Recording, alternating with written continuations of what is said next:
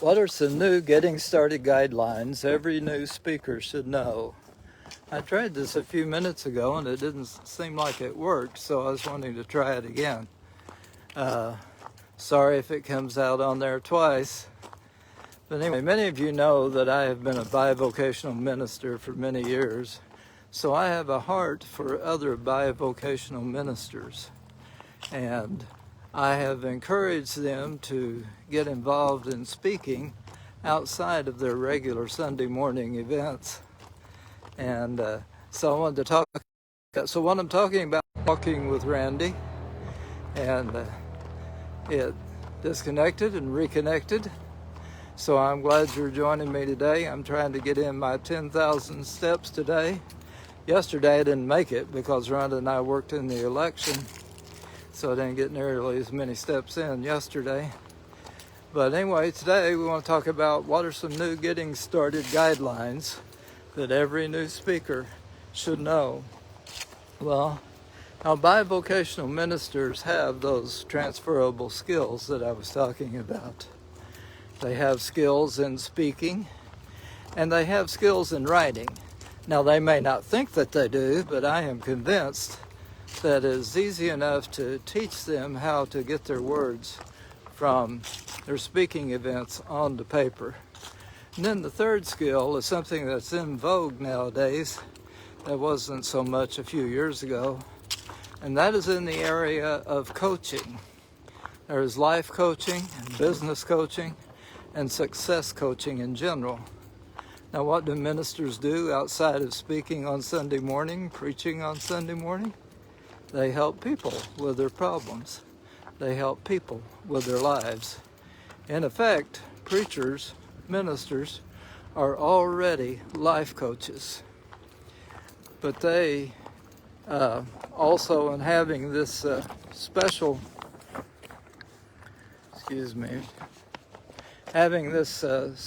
skill set, could be used outside of their Sunday morning ministries. You see, many of them have outside jobs, and those jobs can cause conflicts at times. They may need to be away for funerals. The jobs cause long hours. It may cause them to not be able to spend as much time with their families as they wish. They're often stressed because, you see, there's no such thing as just a part-time ministry. There are full-time ministers. They just have another job, which may make them work 80 hours a week. But wouldn't it be great if their second job would be something that would be flexible? If their second job would be something that would give them the time off that they needed, where they could set their own schedules. The second job would be something that would come in and supplement their incomes and be able to help them to survive on their ministry. So, I'm going to talk about that today. Some new getting started guidelines every speaker should know. Now, the first thing is speak on something you know. The bivocational minister has a job. He knows much about that job. He has many life experiences. But whatever you are, if you are a new speaker, speak on something that you already know about. You have many life experiences in those areas, and it will be easier to speak on that. You'll also be able to come up with examples whenever you speak on something you know. Now, here's an example of how you can do this. Your occupation. The bivocational minister, his second job, is something that he knows a lot about. You new emerging speaker, your job is something you already know a whole lot about. So you have your own occupation, or maybe that second occupation for the bivocational minister. Another area is in the area of hobbies. Be something that you might be good at working with your hands, or woodworking skills, or something that's not your occupation, but something you know a lot about.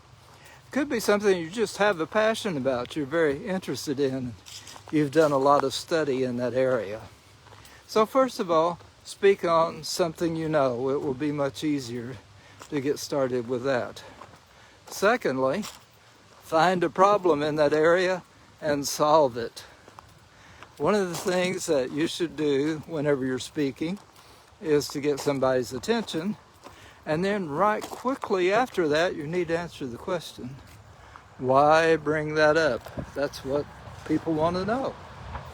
And the reason is that it will be relevant to them. It's like everybody's favorite radio station, which doesn't have quite enough letters. WII. It's WII-FM. What's in it for me? So find a problem and solve it. An example of this is that many businesses will send their employees off to conferences in exotic locations. Sometimes they will pay thousands of dollars for their employees to get good training because they want to solve the problems of their companies. And that would be an area where you could get into speaking and you would eventually be able to monetize that second occupation, so to speak. The third thing is to start with free events. A lot of people, when they get started in speaking, they think, well, why would anybody want to hire me to speak on a certain topic? Well, if you're going to be involved in a free event, it will help you to get over that a lot easier. You won't worry so much about it because you're speaking for free. Another thing is that you can develop your message while you are doing these free events. For ministers, although they do a lot of speaking, they end up with a lot of one-shot deals. They do the best they can from one week to the next, and then it's over with. Then they have to go through the process of coming up with something again. And the Lord is good. He usually shows us what that will be. But in the area of this outside speaking, or if you are a new or emerging speaker wanting to get in the area of professional speaking, you have the opportunity to take a message and refine it. You have the opportunity to hone it, to make a great message out of it. You get feedback and then you tweak it. You don't have that opportunity from week to week whenever you're involved in ministry, because you have to start on a new one for the next week. So you can repeat it over and over again. You can develop the message. Another thing you can do whenever you're speaking for free is that you can get testimonials.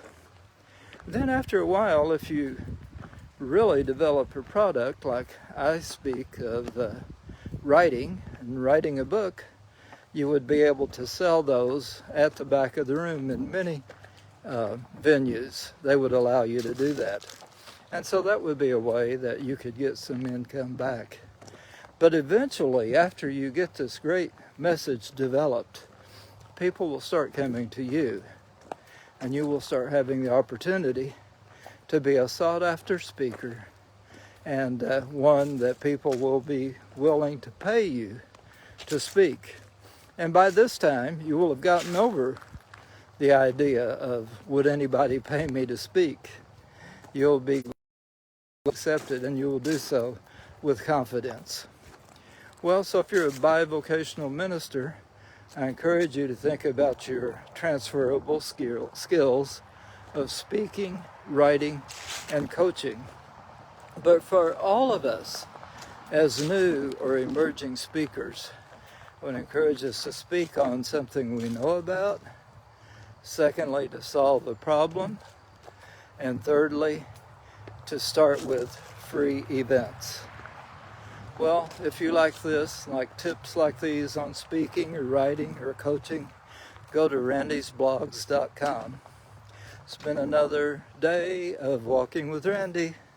It's beautiful weather here today.